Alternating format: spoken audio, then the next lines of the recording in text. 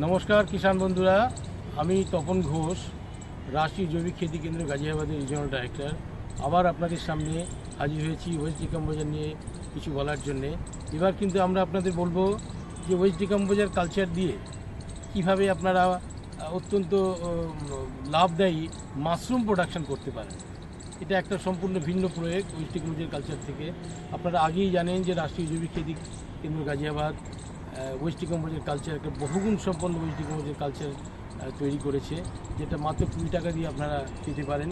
এই West decomposer culture দিয়ে কীভাবে আপনারা তরল ওয়েস্ট ডিকম্পোজার কালচার তৈরি করেন সেটা আগে আপনারা জানেন, তবু একবার আপনাদের বলছি যে প্রথমে 200 লিটারের একটা ড্রাম নেবেন, সেখানে জল ভরে দেবেন সেটাতে, এবং তারপরে ওয়েস্ট ডিকম্পোজার কালচার সেখানে দিয়ে দেবেন, ঢালবেন, এবং তারপরে 2 কিলো গুড় সেখানে দেবেন, দিয়ে একটা লাঠি দিয়ে ভালো করে নাড়বেন। নেড়ে যদি ঢেকে দেন তাহলে দেখবেন 5 থেকে 6 দিনের মধ্যে একটা তরল ওয়েস্ট ডিকম্পোজার কালচার তৈরি হয়ে গেছে। এটা আপনারা সবাই জানেন, কেননা ভারতবর্ষের এখনও পর্যন্ত 50 লক্ষেরও বেশি চাষিরা এটা ব্যবহার করছেন। এবারে এই যে ওয়েস্ট ডিকম্পোজার কালচারটা আপনারা তৈরি করলেন 5 থেকে 6 দিনের মধ্যে, তার 20 লিটার আপনারা নিন, নিয়ে এবার আমি আপনাদের দেখাচ্ছি। এবারে আপনারা এই ওয়েস্ট ডিকম্পোজার কালচার দিয়ে আপনারা মাশরুম প্রোডাকশন করবেন। প্রথমে কি করতে হবে, এই যে আপনার সামনে দেখছেন যে ভুসি, গমের ভুসি 2 থেকে 4 ইঞ্চি তার সাইজ, তার থেকে বেশি ছোট হওয়ার দরকার নেই। এটাকে আপনারা প্রথমে কি করবেন, ছোট ছোট করে কেটে একটা জায়গায় রাখুন, এবং একটা ড্রামের মধ্যে 100 লিটার জল ভরে দিন, এবং তার মধ্যে 20 লিটার যে ওয়েস্ট ডিকম্পোজার কালচার তৈরি করলেন সেটা কিন্তু দেবেন। দেওয়ার পরে এই ভুসিটা 20 থেকে 30 কিলো ভুসি, গমের ভুসি, সেটা এর মধ্যে ঢালবেন। ঢেলে এবার এটাকে আপনারা 24 ঘন্টার জন্য রেখে দিন। তাহলে কী হবে না, গমের ভুসির মধ্যে যে বিভিন্ন ধরনের ফাঙ্গাস বা অন্য জীবাণুগুলো রয়েছে ক্ষতিকারক, সেগুলো কিন্তু ধীরে ধীরে মরে যাবে, এবং এই গমের ভুসিটা সম্পূর্ণভাবে স্টেরিলাইজড হয়ে যাবে। এইবারে আমরা বলবো যে মাশরুম প্রোডাকশনটা এই গমের ভুসি এবং স্পন কালচার দিয়ে কীভাবে করবেন। কৃষক বন্ধুরা, এবারে শুনুন যে কিভাবে আপনারা মাশরুমের প্রোডাকশন করবেন, মাশরুমের চাষ করবেন। এই যে আপনারা যে গমের ভুসিগুলো খুব ভালোভাবে স্টেরিলাইজ করে নিলেন, সেই গমের ভুসিগুলোকে এবারে আমি রুমের মধ্যে নিয়ে এসে এখানে মাশরুমের প্রোডাকশন করবো।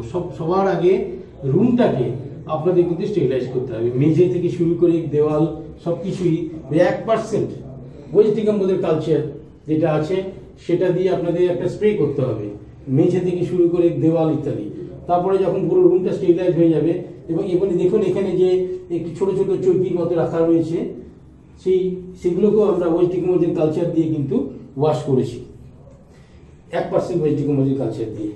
এইবারে এই মেঝের উপরে বা এই সমস্ত চৌকিগুলোর উপরে, কাঠের চৌকির উপরে আমাদের যে ওয়েস্ট ডিকম্পোজার যে ভুসিগুলো ছিল গমের, সেই গমের ভুসিগুলোকে কিন্তু যেটা জলের মধ্যে ওয়েস্ট ডিকম্পোজার কালচার ছিল সে ডুবে রাখা হয়েছিল, সেটাকে সেখান থেকে তুলে সেখানে কিছুদিন রেখে দিতে হবে, যাতে ধীরে ধীরে জলটা বেরিয়ে যায়। এবং তারপরে একটু শুকনো অবস্থায় কি করবেন না, যে আপনাদের কাছে যে মাদার কালচার রয়েছে, স্পন বীজ, সেটা এটার সঙ্গে মেশাতে হবে।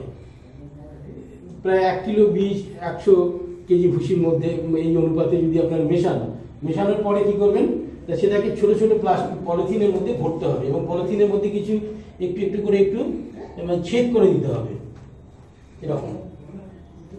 এবং তারপরে এই পলিথিনগুলোকে যদি আপনারা রেখে দেন তো দেখবেন, এবং শুধু রেখে দিতে হবে তাই নয়, মাঝে মধ্যেই এই 1% যে ওয়েস্ট ডিকম্পোজার কালচার আছে সেটা দিয়ে আপনারা কিন্তু একটু স্প্রে করতে হবে, যাতে এই রুমের আর্দ্রতাটা বজায় থাকে।